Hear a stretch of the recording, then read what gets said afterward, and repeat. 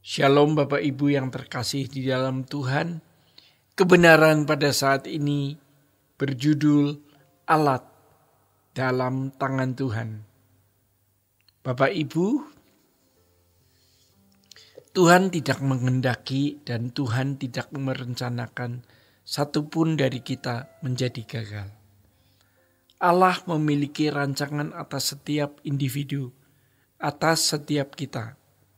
Seandainya kita dapat melihat, dapat menyaksikan, dan tahu rancangan-rancangan apa yang ada pada Allah mengenai kita masing-masing, percayalah kita akan menjadi takjub.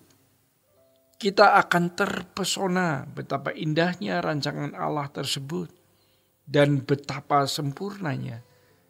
Dan itu di luar perkiraan, perhitungan, dan pertimbangan kita. Karena firman Tuhan mengatakan Dia berkuasa melakukan lebih dari yang kita minta atau bayangkan. Jadi jangan sampai ada di antara kita yang memiliki perasaan pesimis melihat masa depan. Jangan ada yang berpikir bahwa kita tidak akan pernah menjadi orang yang sukses, berhasil, dan unggul. Jangan pernah berpikir menjadi sampah yang dibuang. Rancangan Allah atas setiap kita adalah rancangan agar kita bisa menjadi alat di dalam tangan Tuhan. Pasti rancangan tersebut bukan sekedar membuat kita menjadi orang yang sukses untuk diri kita sendiri. Namun kita sukses bagi kemuliaan Allah. Artinya, kita pasti berguna bagi pekerjaan Tuhan karena kita dirancang untuk menjadi berkat. Abraham dipanggil untuk menjadi berkat. Yusuf dipilih untuk menjadi berkat. Daud dari padang rumputnya dipanggil untuk menjadi berkat. Demikian pula Musa dan tokoh-tokoh iman yang lain. Satu kepastian bahwa Tuhan mau menjadikan kita ini unggul di mata Allah dan kita menjadi alat di dalam tangan Tuhan. Tetapi masalahnya memang terletak pada masing-masing kita. Apakah kita layak menjadi alat bagi Allah? Itu tergantung kita. Hidup ini bukan spekulasi atau untung-untungan. Sebab Tuhan telah membuat tatanan. Maka kalau kita memahami tatanan tersebut dan kita sungguh-sungguh memenuhinya, pasti kita menjadi alat di dalam tangan Tuhan sesuai dengan apa yang Dia rancang. Sebab setiap kita dipakai Tuhan sesuai dengan kualitas yang kita miliki. Apakah kualitas tanah, apakah kualitas kayu, perak, atau emas. Lalu bagaimana kita menjadi seorang yang berkualitas? Apa dan bagaimana kita bisa menjadi alat di dalam tangan Tuhan? Tergantung diri kita. Kenapa kita sekarang tidak berambisi untuk memiliki kualitas hidup setinggi-tingginya, sehingga kita menjadi alat di tangan Tuhan yang efektif? Seperti yang firman Tuhan katakan, kalau kita ini adalah emas, maka kita dipakai untuk maksud-maksud yang mulia, untuk pekerjaan-pekerjaan yang mulia. Kalau kita sungguh-sungguh memiliki ambisi yang kudus seperti ini, pasti kita akan mencari wajah Tuhan. Bapak Ibu, sebab kalau kita mau menjadi alat di dalam tangan Tuhan, maka kita akan pasti mencari wajah Tuhan dan berusaha menemui Tuhan. Kita akan berusaha bagaimana bisa menyenangkan hatinya dalam kehidupan kita setiap hari. Ini bukan spekulasi atau untung-untungan, tapi ini sebuah kepastian. Mestinya kita sudah punya kepastian setiap hari bergaul dengan Tuhan. Dan setiap doa kita pasti didengar Tuhan.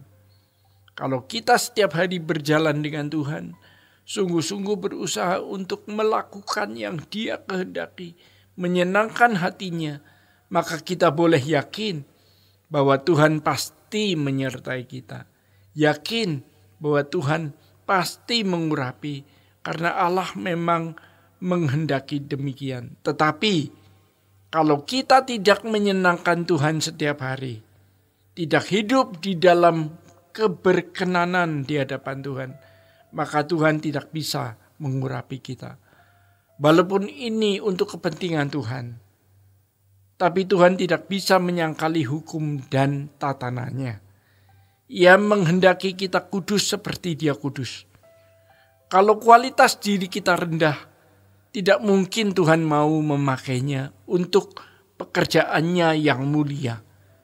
Kalau kita adalah anak-anak Yahweh yang memiliki langit dan bumi dengan segala isinya, maka tidak ada yang kita butuhkan lagi. Dia saja cukup, Dia lebih dari segalanya.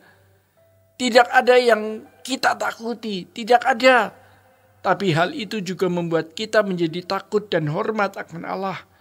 Jangan berbuat dosa sekecil apapun dan sehalus apapun.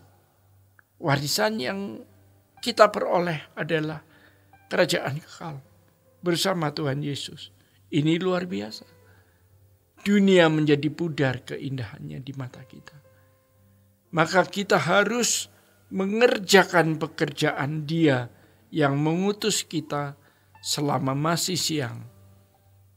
Sebab akan datang malam di mana tidak ada seorang pun yang dapat bekerja. Jadi Bapak Ibu, selagi masih ada kesempatan untuk menyelamatkan jiwa dan mencelikan mata orang, mari kita bekerja selagi siang sebagai anak-anak dari Allah Bapa di surga.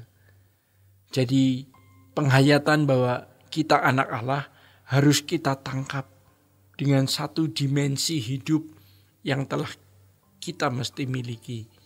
Dimensi hidup di mana kita sudah tidak lagi memiliki kesenangan apapun. Dimensi hidup di mana kita berusaha dan sedang berusaha untuk hidup sekudus-kudusnya. Sehingga sisa umur hidup kita ini hanya untuk menjadi alat di dalam tangan Tuhan. Bagaimana kita berguna bagi pekerjaan Tuhan? Jangan khawatir tentang apa yang kita perlu dan butuhkan. Kalau kita benar-benar anak Allah, melakukan kehendak Allah, dan benar-benar mau menyelesaikan pekerjaannya, maka Dia tidak mungkin mempermalukan kita. Kalau kita menyediakan diri menjadi alat yang efektif bagi Tuhan, yaitu seperti perkakas yang terbuat dari emas, pasti kita dipersiapkan untuk pekerjaan besar. Bapak Ibu yang terkasih di dalam Tuhan, demikian kebenaran pada saat ini. Tuhan Yesus memberkati. Sola Gracia.